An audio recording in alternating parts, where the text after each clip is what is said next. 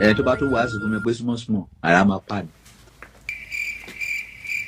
ẹ rọra gbé sẹ́nu báwọn ẹ má yọ o gbogbo bẹ́ẹ̀ ṣe ń yọ́lẹ̀ lè ra Pepsi gbogbo rẹ̀ mò ń rí ẹ á dà sínú kọ́ọ̀pù ẹ ń yọ́lẹ̀ mú 70 years old man. àbí lẹ́yìn bisikíìtì yẹra kọ́ yìí ẹ dà sápò ẹ mú jẹlẹ́yọ kọ̀ọ̀kan ẹ mú Pepsi ti sọ̀hún àfà grandpa.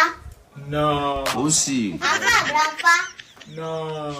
ẹ sì ń dá mi lóhùn see your life outside ikú yóò jẹ́ wìyí mo bá ṣe kẹ́nà mi gidi o lẹ́yìn ṣe mo sáà ń fura báwọn náà yóò yẹ kẹ́ ti rù ètè yìí yóò ṣe pọ̀npọ̀n bíi táyà tírélà yìí ó yẹ kí ti gbẹ mo sáà ń wò náà yóò yẹ kó oúnjẹ yín dínkù nínú àwẹ̀ ṣùgbọ́n gbalẹ̀ àyà gíran nínú oúnjẹ jíjẹ gan sí. ṣé ọ̀ka ni ẹni.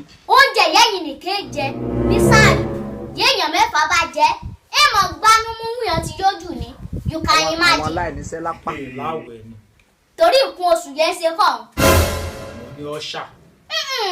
ọ̀sà kọ̀ fáyà ni ó tiẹ̀ ti dá báwọn o Pepsi àti bisikíìtì yẹn ń jẹ yìí ẹ jẹ́ dáadáa kan yóò torí ìyá mi parí àwẹ̀ èso ń jẹ pákó yín ẹ̀ ní sínú.